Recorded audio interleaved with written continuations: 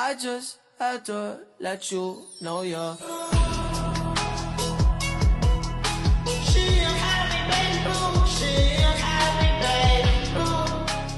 ជារសើរលោកគ្រូខ្ញុំគ្រូកណ្ណាដំណើរក្រុមនៃសុខដែលមានសមាជិក9នាក់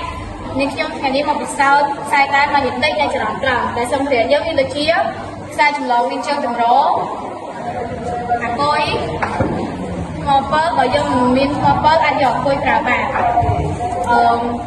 កំតិចដែរនិងក្នុងមួយសម្រាប់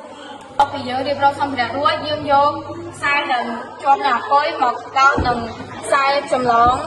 ដែលមានជើងតម្រតមកយើងយកกระดาษកាតុងដែលយើងយកវត្ថុចុងស្រួចយកមកចោះនៅចំចំណុចកណ្ដាលហើយដោតចូលទៅក្នុងខ្សែចម្លងដែលមានជើងតម្រូវបន្ទាប់មកយើងត្រូវការយកកម្ទេចដែកចាក់ទៅលើกระดาษកាតុងនោះ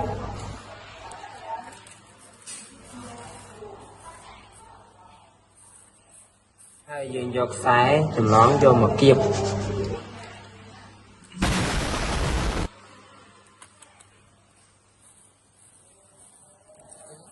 មកយើងគូសទៅលើกระดาษកាតុងតិចតិច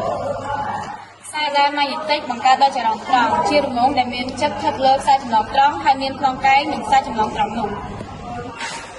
ជាចុងក្រោយបន្ទាប់ពីការបញ្ចប់ការពិសោធន៍នេះយើងខ្ញុំបាទសូមអរគុណដល់លោកគ្រូដែលបានមើលវីដេអូនេះហើយនិស្សិតទាំងអស់ដែលបានមើលទស្សនាពីដើមរហូតដល់ចប់សូមអរគុណសូមជម្រាបលា I just had to let you know you're.